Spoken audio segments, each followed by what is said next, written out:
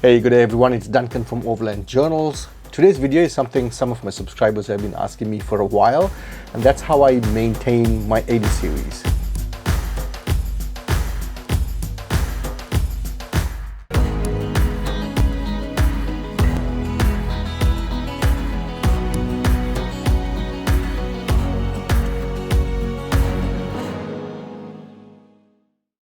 Welcome back everyone. If you're new to this channel, please hit that subscription button and the notification bell, because my channel is all about sharing my experiences in the overlanding with the rest of the community, and I bring out a video every single week. Now at the end of this video, if you liked it, please give it a thumbs up. If you've got any questions or comments or your thoughts on it, please leave them in the comments below. It's going to be a bit of a long one because I'm trying to keep it as comprehensive as possible, so bear with me and watch till the very end. Now to today's video, how I maintain my 80 series. Now before I dive into it, I wanted to mention a few things. One, a disclaimer, I am not a trained mechanic. I have no formal training in it at all. Things that I do to maintain my 80 series is all based on experience and tips and so on, which I've picked up over the years from those who are experts in the field. So once you watch this video, when it comes to your own vehicle, and if you want to implement some of the sort of the maintenance routines that I do, run it through someone who knows as well from your end, so that it's more specific to your vehicle and the type of use you put your vehicle through. So some of you who have been following my channel for a while will know, and for those of you who haven't and new to it, so it's worth mentioning my 80 series is a petrol, so the maintenance routines are based on a petrol motor. Also, it's not a daily runner. It stays parked in between trips. So again, the maintenance is specific to that, which is for a vehicle that stays parked. There are three types of maintenance I'm going to break this video down into. So one is the type of maintenance I do while the vehicle is parked. What that means is it's not running, but I still need to keep a maintenance routine. Just because it's parked doesn't mean there's no wear and tear happening, and I'll explain that in the process of this video. So that's one. The second part would be the type of maintenance I do once I've returned from a trip, and then the third would be annual maintenance I do on my 80. While focusing mainly on the vehicle itself, I'll also touch on certain accessories, particularly like my fridges, for instance, how I do the regular maintenance on them as well to keep them in good shape. These are in addition to the regular maintenance I do, which is every 10,000 kilometers, being a petrol, would be 5,000 if it was a diesel, but 10,000 in my case, or every 6 months, whichever comes first. Now, the 6 months is very important because if your vehicle is being parked for a long period of time, then due to certain things like, fluid viscosity is dropping off and so on, it is important to do it more on a timely basis than on a kilometer or mileage basis. So in my case, it's every 10,000 kilometers or every 6 months. Now, depending on the type of running I do, type of trips I do, kind of places and terrain I travel to, this can change. Wherever possible, I try to do most of the maintenance myself. Helps me to save a bit of cost. At the same time, it helps me to get to know my vehicle better. So it's a bit of a bonding process, you could say. And I get to know certain things about the vehicle more intimately. So when I'm out on a trip and if something did go wrong or I had to do some running repairs or running maintenance, I have better knowledge of my vehicle. So that's important to me. I do most of the maintenance I can. However, wherever specialist knowledge is needed, which I don't have, then I do take it to a garage with whom I've built up a relationship over the years. Now that's also worth mentioning, building up a relationship with the garage. Now, I have nothing against dealerships, but the problem I have with dealerships is the business model they have. They sell cars and then they do maintenance and that's how their business model works. So for them, every vehicle that goes in, whether it's a new or an old vehicle, they just do the routine, by the book maintenance, and then they get it out of the way so they can get on to the next vehicle. And that's how they operate, and that's nothing wrong in it, but it just doesn't work for me. So this is why I always prefer to go to a private garage and build up a relationship, particularly because then they get to know me, they get to know the kind of places I take my vehicle to. And so their approach to giving me that service is more tailored to the kind of running that I do and my vehicle does. Also, I find it important to find a garage where the owners or the people who work in that workshop then themselves go out into the kind of traveling I do, so that they relate better to the things I would ask for or things I would want to get done. So I think that's important. You can put your own take on it, but as you know, overlanders, as we like to travel remote and put our vehicles through a lot of stress in terms of carrying load or the kind of terrain we drive on, corrugations can be a killer, then having a garage or a team of maintenance people who understand that and who understand what that really means is very important. So let's get down to the first part, which is what I do while the vehicle is parked. Now, when a vehicle is parked, it goes through all sorts of temperature fluctuations, especially here in Australia. Our temperatures can be crazy. During the day it could be extremely hot depending on the season, and then during the evenings the temperatures can drop off considerably. So that temperature fluctuation has a certain effect on the vehicle. Also, when a vehicle is not running, there's no lubrication happening, whether it's moving parts or fluids within the engine or anything of that sort. There's no lubrication happening, so that also has an effect. Also, through the temperature changes, there's moisture builds up that takes place, and that can lead to rusting and so on. And what this all means is that it basically increases the wear rate or increases the aging process.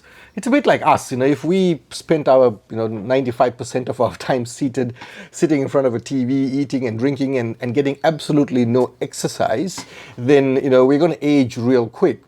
So same with the vehicle mechanicals. And also, as I mentioned a little earlier in the video, fluids, their viscosity can drop off just because it's parked and the fluids are not being sort of turned over, so to speak. It does not mean that it's going to remain as good as new. Viscosities drop off. So that's very important. So keeping that in mind, here's what I do in no particular order.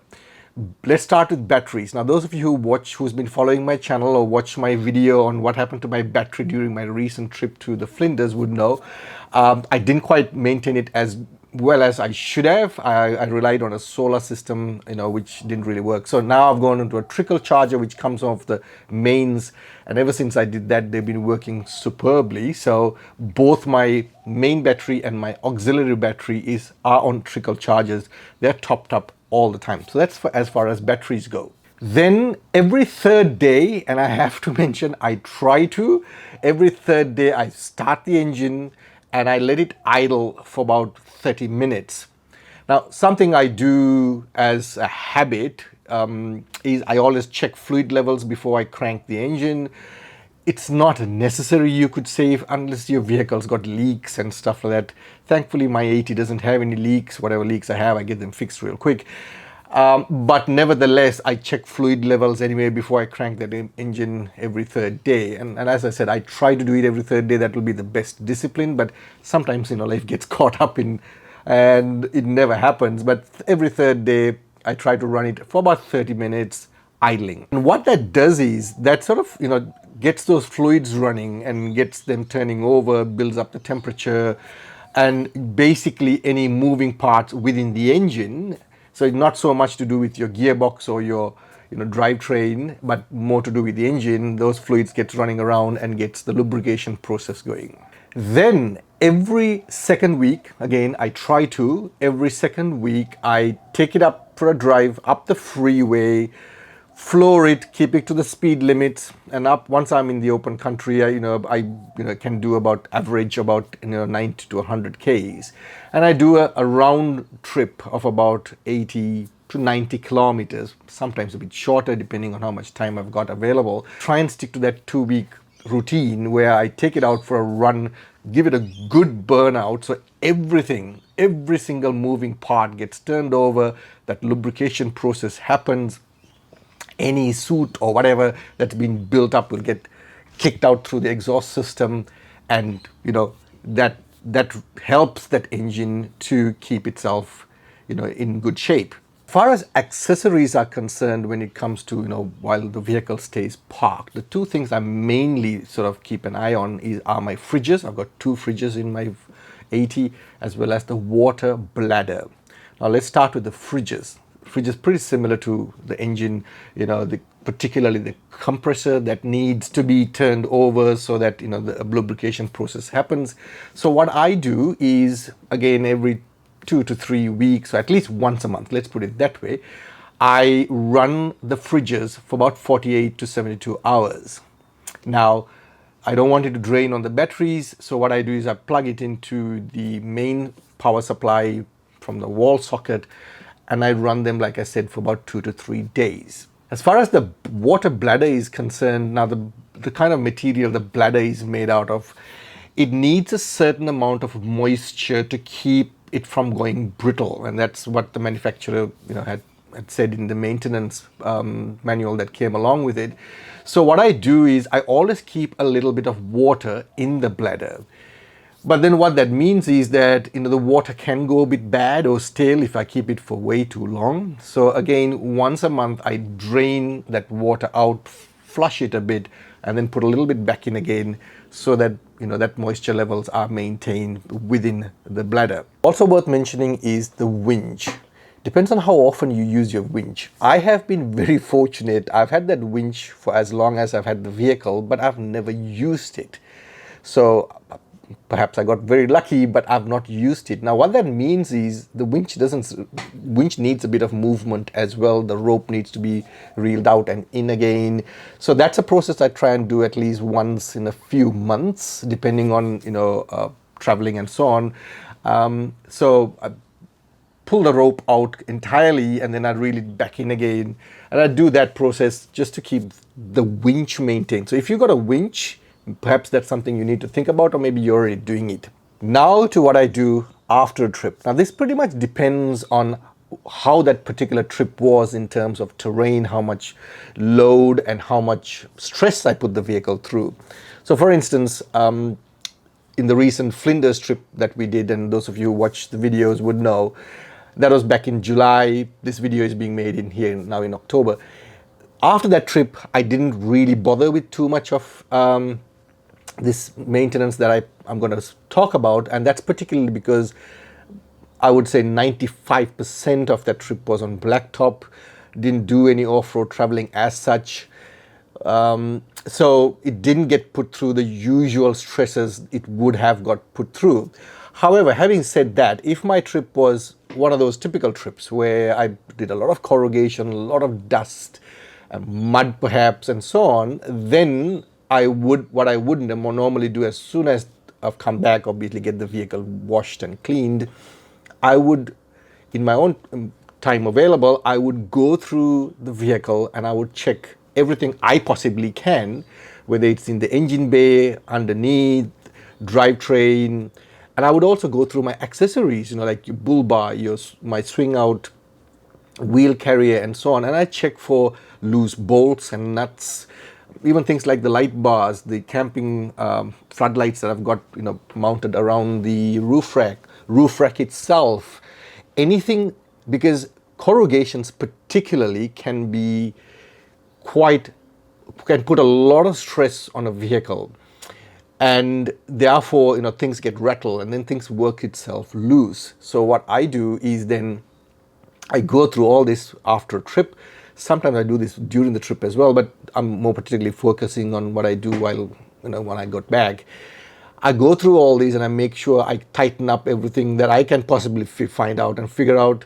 I also look for any visible ways, particularly when it comes to like belts, hoses and little vacuum pipes and so on. I check for those electricals. I again check terminals if there are any loose and so on. And anything that I can replace, tighten within the sort of the knowledge and skill level that I've got, I do it. Thereafter, if need be, again, depending on the type of trip that I've just got back from, I will take it into the garage and I'll get them to go through it themselves, because they'll obviously pick up things that I haven't, because they've got far greater knowledge and skill than I have, and I get them to check. And if, again, depending on the trip and if there's been a lot of dust and so on, maybe I did a lot of water crossings and so on, then I get them to do a service as well. Even if it is not due for a service, is not within that 6 months period I talked of, or it's not done the 10,000 kilometers, it doesn't matter to me. I still get that servicing done. Now to what I do annually. Now, a lot of these things might seem to you as overkill. Some of you might think so it is. And perhaps it is, but for me, it's that peace of mind. A lot of the time when we travel, it's usually myself and Ajani only, and we most of the time love to go sort of very remote. So it gives me that peace of mind that everything's been checked. So the chances of something going wrong are that much less. Doesn't mean things won't go wrong, but it's that much less. So that's me. And also my 80 is not brand new. It's done 300,000 kilometers. It's gone through a fair bit of use over time. That's in the back of my mind as well. And even if the vehicle was brand new or relatively new, I would probably be doing the same level of maintenance anyway. And the whole idea is, one is you need to have a very well serviced vehicle particularly when you do overlanding and off the beaten track. And secondly, even if it was new, it's getting that maximum value or life out of your investment, because at the end of the day, no matter what you paid for it, it's still an investment. So to the annual maintenance, I do, again, in no particular order, brake fluids. Now, brake fluids, I get them flushed out completely and the system cleaned and then replaced with new fluids. Now, I don't do that myself. I don't have the equipment nor the skill. So that's the garage does this for me. And the reason behind that is, over time, moisture builds up in the system that can lead to the degradation of the actual quality of the brake fluid itself, and also moisture buildup can lead to rust within the system, which is not a good thing. And the last thing you want is brakes failing when you least expect it or when you need it the most. So therefore, every once a year, I get them flushed out and then replaced with new fluid. Now, if I had done a trip, now here in South Australia, we don't get a lot of water crossing. We hardly get water crossing because our terrains are more, desert conditions. But however, if I was in a situation where I've done a lot of water crossings and so on, I would probably do this fluid change before waiting for a year to come up. Something the guys at the garage that I go to has recommended is, within the system, the brake system, if they find it's the tiniest of parts with the slightest amount of rusting, they will always recommend replacing them. And this is the beautiful thing about it, as I said earlier, building up that relationship and also working with people or going to a garage who are also into the similar or same lifestyle, is they know what should be more catered to your vehicle and your kind of travel. So they're always very on the cautious side. And the tiniest way or tiniest rust building up, they'll say replace. And that's exactly what I do. Starter motor and alternator, I get the garage to take them out, service if necessary, clean them, and then put them back in. Or if need replacing, then that's something I do as well. And again, it's that peace of mind. Mine is an automatic. So if you got no starter, you can't push and start, unlike you would do with a manual. So that's kind of in the back of my mind as well. And it's again one of those things, get that maximum life out of those two components. Also, every once a year, and I also try to do this before every trip. It doesn't always happen. Now, if you watched my Flinders trip videos, you know that I didn't do it, and that kind of put me in trouble. But what I do at least once a year is put the electrical charging system through a stress test or a load test. And the nice thing about that is that when you put it through a load test or a stress test, then if there is something wrong within the electrical charging system, whether it's the alternator or something else, or maybe your battery and so on, it will give certain indicators which will then lead to something being done about it. So I try and do it before every trip, particularly if it is a very remote trip, then I somehow make sure I do it, which I didn't do it before the Flinders trip. But at least in that annual maintenance routine, I get that done. V-belts. On my annual maintenance routine, whether I see wear and tear signs or not, I get V-belts changed because one, they're not very expensive. Secondly, they could break when you in the middle of a trip, and I don't want that. And also sometimes wear and tear on V-belts are not necessarily visible. There could be very hairline cracks you don't really see. So why take a chance? And they don't cost much. So I get the V-belts changed once a year. And the V-belts that come off, if there's no visible wear and tear, I keep them as spares. Either take it with me in the 4B or keep it in my shed. Can become useful, but once a year I always put in brand new V-belts. All greasing points will get greased. This is like stating the obvious, but sometimes we tend to overlook that. So all greasing points gets greased. And then tires. So routinely what I do is every 6 months I get my tires rotated, balanced and aligned. But once a year I go through my tires and I check my tires, and if the tread level, and this is something I do, you may not agree, but this is something I do, if my tread level is down to 50%, then I replace those tires. And the reason behind that is when the tread level is down to 50%, I find it's a lot easier to sell them, get some money back, which will go towards buying a new set of tires. All this I document. I am a freak when it comes to documentation, so I document everything. I maintain a logbook, and that helps me because sometimes I tend to think that, I'm going to do this every month, I'm going to do this every 6 months, I'm going to do this particular thing every once a year.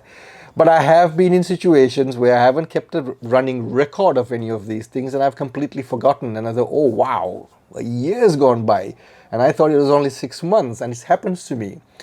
And for that reason, I keep these running records, and I also put reminders in my calendar. Johnny sometimes thinks it's a bit too much, but that's me because I tend to forget, and you get caught up in things, caught up in work and in life in general, and it just passes by and you don't realize it. So particularly if it is a daily runner vehicle and that was it, then it's easy because you wait for that interval to come up on your mileage meter and then take it in and get the service done. But when it's a vehicle like my 80 or overlanding vehicle in general, where you put it through a lot more stress than you would normally put a vehicle through, then I think this sort of disciplined routine maintenance is important to get that maximum life out of it. So I hope you found this video useful. If you have any comments, questions, and maybe your own way of maintaining your vehicle, please do leave them in the comments below because I love to learn from others as well.